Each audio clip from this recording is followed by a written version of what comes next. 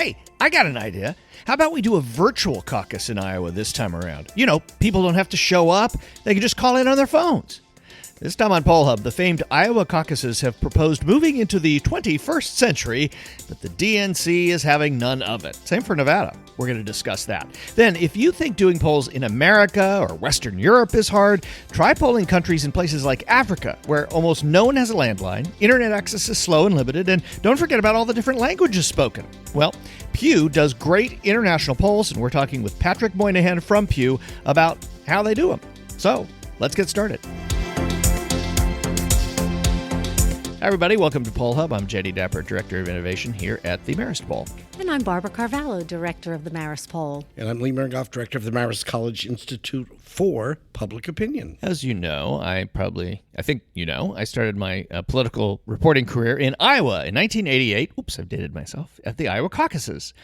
And it was fascinating because I had not been there very long, maybe 2 months out of grad school, and I went to a caucus to cover it and went to a junior high school gym. Was it a Dukakis caucus? Actually it was. Dukakis won Scott County, and that was the county I was in, and it was. Thank you. Mike, as I used to call him. Get to know him so well, you don't even call him governor. Anyway, and it was so fascinating because these people from a community come together and they stand around in a high school gym or junior high school gym, and they get into little groups. There were the 7 dwarfs running that year, so there were lots of little groups, and eventually they kind of work it out so that 2 or 3 people get all the votes. And they're kind of not votes. Because there's a threshold. There's a threshold here. So it's this really interesting and idea of community involvement and engagement and people who are really, really into politics that make that decision. And that's why Iowa has had this place of going first and being important. But they wanted to change things up this year, and it's not working out. Well, because the DNC wanted to change things. Well, but also understand. Yes, a caucus is just a wonderful example of democracy at work, but also having to come out on I think it's usually a Monday night. Monday night at 6:30 or 7 they start. On a winter night in Iowa. So it's usually sunny and 75. Which you have to be below. A pretty tough stock to be able They're to. Iowans, they're Hawkeyes, they can do it.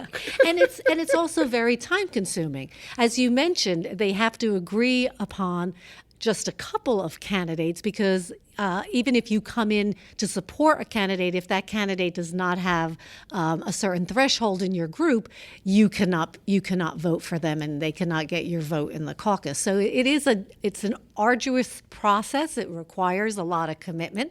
So the DNC, yes, wanted to increase participation. Let's get to the chase here. Iowa came up. Enough of 1988. Iowa came up with an interesting idea, and it's not actually clear exactly how they were going to do this. But in response to the DNC, as reported by the Des Moines Register, they were going to have people participate virtually in the caucus. Perhaps some online registration, then dialing in their choice with a dial-in number, and of course, the DNC squashed this idea because there's something called cybersecurity. I've heard of that. So tell me why the DNC is anti-security. No, the DNC is actually... They're pro-security. Pro-security. Yes, pro-security. Yeah, and so they kind of squashed trying to trick you there. They squashed the Iowa idea for a virtual caucus because there was really no way of making sure that, in fact, Iowans could register to vote, and also that there wasn't a way around someone who didn't have a life or had a lot of time on their hands wanting to. And as I just demonstrated my technological savvy, I understand that the method Iowa was about to pursue was eminently hackable. This was like the farthest. Probably. Yes. Yeah, probably. So the question I have, though, is that one of the complaints that Americans, and especially people involved in politics, have had for a long time is that the Iowa caucuses are not super representative for the reasons we've talked about. They're very, very limited. They shouldn't be first, and they shouldn't set the stage. They're really hard to poll. I mean, from a pollster's perspective, you don't know who's going to show up. It's this whole, coming out in the middle of a winter night. It's a very small group of people. There's 30, 40, 50, 100,000 people in a state of 3 million or whatever it is that show up. So isn't this okay that they're trying to increase it? Isn't this a good thing that there's the move to try and make Iowa, the process, better and more inclusive? Isn't that a good thing? I think the DNC was trying to widen the participation because of this lack of representation of Iowa, and they were trying perhaps to move away from caucuses generally, which, as we recall, did people like Bernie Sanders a whole lot of good last time when you have a really thick, dedicated following. Well, and Barack Obama. Yes, and what the DNC may have been trying to do was kind of broaden the participation, which might have helped, in theory, someone like Joe Biden, whose support might be a mile wide but only an inch deep. And so there's a political component to all this. But the DNC kind of screws Iowa here and Nevada in saying, well, if you do a primary, you're not going to be first. But fix your caucus so it's more like a primary. How can you do both things? Yeah, and then here's the rub. So then we have New Hampshire, which is I've heard of that. The first in the nation primary, which we started going to. Well, that's their motto. It's not just that they're first in the nation primary. That is their motto. Yes. After live free or die. Live free or die. First in the nation primary. Yes, we're done. And we first started going to New Hampshire rather in 1988 as well. Well, that's because we don't want to fly to Iowa in the winter. Our executive producer Mary Griffith has other ideas for this election cycle, but we'll get to that on another occasion. So New Hampshire prides itself on, being the first in the nation primary. And so here's what one scenario playing out in this all is. If, in fact, Iowa tries to become more of a primary, New Hampshire's Secretary of State, who's been there, it seems, for a long time, Bill Gardner, has gone on record, there's nothing stopping me, meaning New Hampshire, from setting the New Hampshire primary date in, dare I say, December, and therefore making it first again. So this could create all kinds of chronological and timetable confusion, which we had once when I believe Iowa went right after January 2nd. January. Yeah. I spent New Year's Eve along with the rest of the press corps in one hotel downtown with all these skywalks going from party to party. No, I didn't go to the parties. Yeah, I did. From party to party on New Year's Eve. We have pictures. Yeah, New Year's Eve, so that we could cover the caucus on the 2nd. It couldn't be on the 1st. And so we end up with, if you want to take a broader perspective, you end up with Iowa and New Hampshire going to be struggling battling out to see who ends up going first, what the type of primary is. The pollsters will have to adjust on the fly to kind of make sure we're capturing it from a scientific basis. But from a political standpoint, Iowa and New Hampshire, as we heard when we were talking to John Ralston, aren't necessarily the most representative of the places in the Democratic Party or in the nation, for that matter. He would argue that the first place we're going to see Nevada. Good mix is Nevada. So we have these largely white states leading off in Iowa and New Hampshire, assuming that ends up the order. And somebody like Joe Biden has to probably win one of those two, because no one, with the exception of Bill Clinton in recent history, has not won one of those and gone on to win his party's nomination. So somewhere along the line, there's a lot of politics in terms of who can do what in places like Iowa and New Hampshire. Well, I'm going to take this from a really self-centered perspective, which is it also makes it really difficult for polling, because if Iowa's rules are up in the air, I'm not sure, even if we ask people whether they're going to participate, whether they really know whether they can and how they will do so. So it does present some challenges. To say the least. So we've had success in Iowa in the past. There's some good polls, the Des Moines Register in Iowa. So there will likely be good polls. The problem with New Hampshire polling, of course, is if it follows 6 or 7 days after the Iowa caucus, Iowa can do a lot to set the dominoes moving in one direction or another for New Hampshire, which, as we know, has late action and all kinds of possibilities in terms of crossover voting, because independents can go either way on that. All kinds of stuff can happen in New Hampshire. So this is something we're going to be watching very closely. Well, I know we tend to be rather ethnocentric when we talk about polls here on the podcast, meaning that we talk a lot about polling Americans and American opinion. Because that's what we do, at the Marist polls. So. Mostly, exactly. Yeah. But polling actually is global. And we're very happy to have joining us today Patrick Moynihan, who's the Associate Director of International Research Methods at the Pew Research Center. Welcome, Patrick. Glad to have you on. Now, when conducting international surveys, you've been doing this for a little while now. It's not exactly a plug-and-play situation. What are some of the things that you need to address before going into the field and fielding something in multiple countries, which you guys do at Pew? Yeah, no, that's a great question. And again, I want to thank you and Jay for having me on today. A variety of considerations before launching a survey for sure.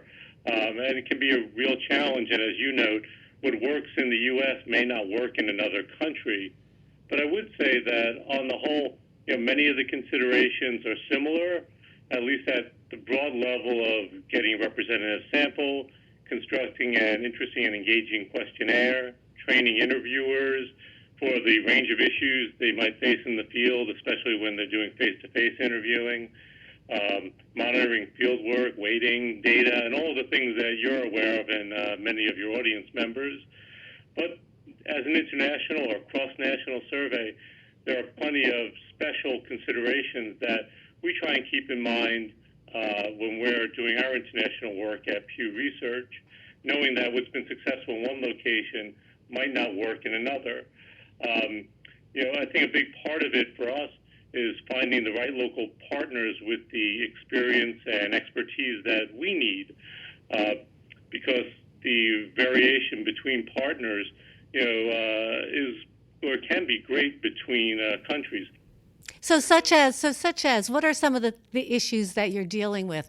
Is it just kind of how the surveys are conducted, or the level of expertise? What's going on as you go across different countries? Yeah, no, absolutely. A variety of considerations in terms of designing a methodology. Knowing what you use one place might not work in another. Knowing what you asked in one place might not be appropriate in another. So finding a partner who can help define what's a sensitive question, knowing that in some countries governments insist on approving the questionnaire, and that can really limit what you can ask. So a quality local firm can help you with that. Well, I bet there's a lot of politicians in the U.S. that wish that they could write off on our surveys too. Oh, for sure. When you're doing face-to-face polling in some countries, you have to know what areas are safe to send interviewers, and that might be in regard to a particular area of a country because of armed conflict or political unrest, or it could be simply certain times of the day in an area where it's unsafe to send interviewers.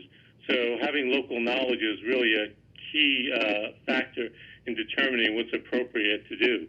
When we think about polling in America in this day and age, we think about either phone polling, mobile or landline, or internet polling largely. I know there's mail polls and there are polls where people knock on doors still, but it's pretty rare. It sounds like you, in tackling polling and doing surveys in international countries, have to use modes that we don't necessarily use here, like face-to-face. Talk a little bit about the kind of fundamental difference for people who aren't necessarily engaged in polling every day. How's it different to walk into a country in Africa and say, we got to poll this country versus polling in the U.S.? Yeah, no, that's a great question, Jay. Thanks for bringing that up. And you are right, we do work in a variety of countries where online polling isn't possible, and that's largely a product of just that, not everyone in the country having access to the internet, so online polling just doesn't make sense. In other parts of the world, where telephone usage is much higher, we can go that route. But you're right, in our Global Attitudes project, about 2/3 of the countries we use a face-to-face methodology, and that requires designing a sampling plan where we can send interviewers out to the selected areas in a timely fashion to collect data from a representative population. So there we have to take into consideration weather conditions, safety, possible unrest. So a variety of considerations there. And we also have to equip interviewers with the materials and training to locate a village, to give them the equipment to know that they're in the proper location to conduct interviews. Tell us a little bit about the Pew's Global Attitudes Project. What types of topics do you cover for those who aren't familiar with the research? Oh, sure. The Global Attitudes Projects are flagship international project, and we do that on an annual basis. And in terms of topics, there's a broad focus on geopolitics, democracy, and globalization. And typically that project is in about 30 to 40 countries per year with nationally representative design samples. So what sorts of questions are you asking people? Oh, for sure. We're asking questions about their views of certain countries, say the U.S., China, regional neighbors, politicians, their views about democracy, of the type of government they have, about their economy, and about other issues such, about social life and other issues that they're likely to confront on an everyday basis. We think a lot about language and, things literally getting lost in translation. But it's also about conveying meaning. You kind of referenced this a little bit, that when doing polling globally, you also need to think about the cultural differences and what may be kind of common conversation in one place might be insulting in another. How do you deal with that? Yeah, no, that's a real challenge in doing international polling, especially when you're doing cross-national polling, because I think you're right. You're not just looking for an exact translation, but you want these questions to be translated so they're comparable in meaning. So we use a variety of local experts and others to review our questionnaires, so we have a strategy in place so our translations make sense to the respondent. They're not confusing, and so they're less likely to be misinterpreted. A friend of mine who does international polling recently shared an example of a translation mishap where he had a question about support for minimum wage law translated into approval for paying workers the least amount possible. Ouch. The minimum wage, yeah. So you have to have a program in place, and we think we do have a good one, to get to consistency and comparable meaning, no matter what the language that they're being administered in. So we're going to put a link in the show notes to the Pew Global Attitudes Project. It's really interesting because for those of us who are interested in polling, but also a lot of the people who listen to this podcast, we do focus so much on these polls of Americans or Western Europeans, and it's about politics and it's about things like that. There's so many interesting things that we don't know about how the rest of the world thinks that are in these polls that you could do. And from what you've told us, it's a really huge task and it involves lots of people. I'm sure writing out motorcycles out to small villages to talk to people. It's an incredible thing you guys do. And so we're going to put a link in the show notes so people can reach out and take a look at the work that you do and the results of that. Patrick Moynihan, Associate Director of International Research Methods at Pew, the Research Center. Thanks so much for joining us. Hey, thanks so much, Jay. And if you don't mind, if I don't want a quick plug for a couple of things, a number of the topics that we're talking about are on a Methods 101 video about, in fact, conducting international surveys. And it's part of that, ongoing series led by our Director of Survey Research, Courtney Kennedy. So maybe some of your listeners would be interested in seeing that. Great. We'll put that in the show notes, too. Thanks again for joining us. Appreciate it. Appreciate it. Thanks.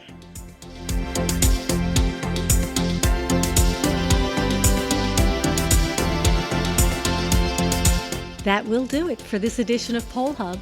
Poll Hub is a production of the Marist Poll at Marist College in Poughkeepsie, New York.